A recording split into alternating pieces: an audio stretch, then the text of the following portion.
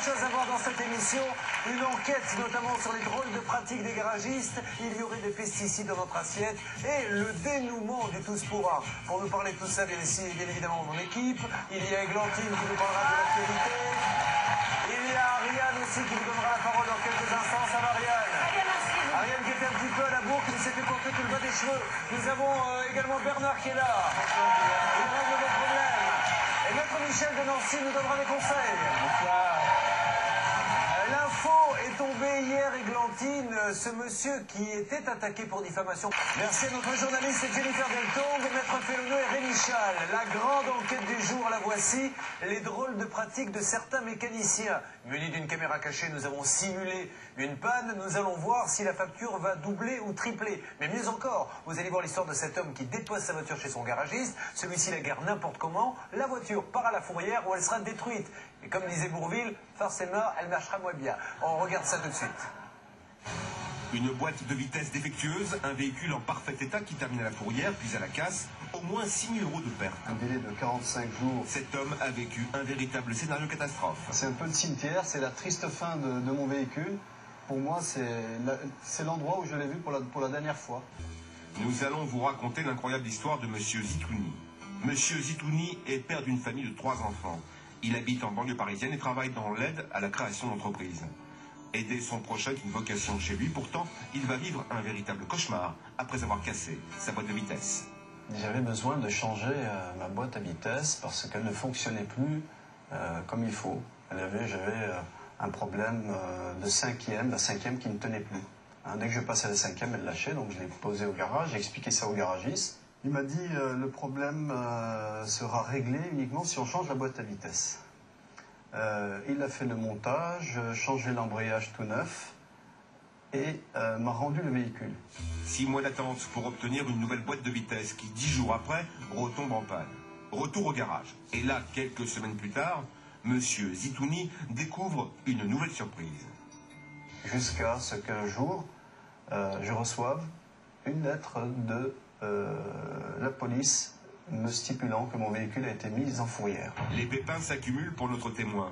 Plus d'1 an et demi après avoir déposé sa voiture au garage, 2100 € de dépenses pour changer la boîte de vitesse. Un véhicule qui ne fonctionne toujours pas et un garagiste qui a laissé sa voiture à l'abandon pendant des mois sur un parking isolé.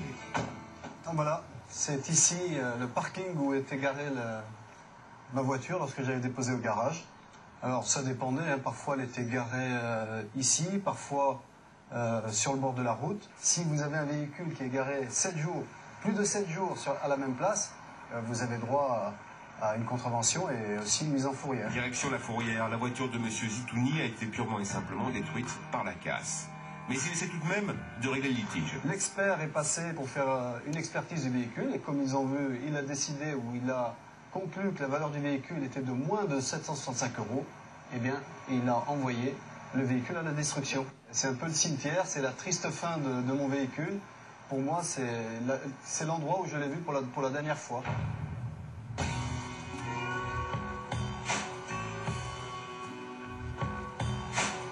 Mais le garagiste a cédé ses parts et a disparu. Son successeur reçoit Monsieur Zitouni. Elle était belle, elle avait un bon kilométrage, très bon moteur, elle tournait comme une horloge. Moi-même, j'ai roulé avec pour aller chez moi pour emmener tout son outillage. Quand il s'est fait cambrioler, pour pas qu'il se fasse cambrioler à nouveau, j'ai mis tout le matériel dedans. Elle a couché chez moi, la voiture. Et voilà, donc elle a même été utilisée. Pendant 1 mois. Ah ouais? Je savais même pas. Ah oui, j'ai perdu gros. Et aucun remboursement, rien. Rien de chez rien. Donc, à mon avis, entre vous et moi, vous n'aurez pas... Pas grand-chose. Non. Mais en fait, moi, ce que je demande, c'est pas que de l'argent sorte de sa poche, mais que de l'argent sorte de cette société que j'ai payée et qui m'a perdu un véhicule. Le constat est terrible. Et le plus ahurissant dans cette histoire, c'est que Monsieur Zitouni, qui travaille dans la création d'entreprise, a aidé à monter le garage qui l'a arnaqué et mené en bateau pendant tout ce temps. Pour l'instant, j'en suis à 1200 € de ma poche, plus le véhicule que j'ai perdu et tous les frais que m'a occasionné ce problème. Mais ça doit tourner autour des 6 000 €, d'après moi. sans être trop méchant, je dirais. Après 1 an et demi de galère et une patience arrivée à ses limites, notre témoin a fait appel à une association de défense des consommateurs et compte porter l'affaire devant les tribunaux. Dans le cas particulier de ce monsieur qui a quand même accumulé la malchance de manière absolument incroyable, il faut savoir que quand vous confiez votre véhicule à un garagiste, indépendamment de la réparation qu'il va faire sur votre véhicule, il en est également gardien juridiquement. C'est-à-dire qu'il doit y apporter le même soin que ce que le droit appelle le bon père de famille, c'est-à-dire ne pas la laisser à l'abandon dans la rue, et il doit en principe être assuré pour pouvoir couvrir ce type de risque. Même si en majorité les garagistes sont de bons professionnels, il est important de vérifier plusieurs points avant de confier votre voiture en réparation. D'abord, faites confiance au bouche à oreille.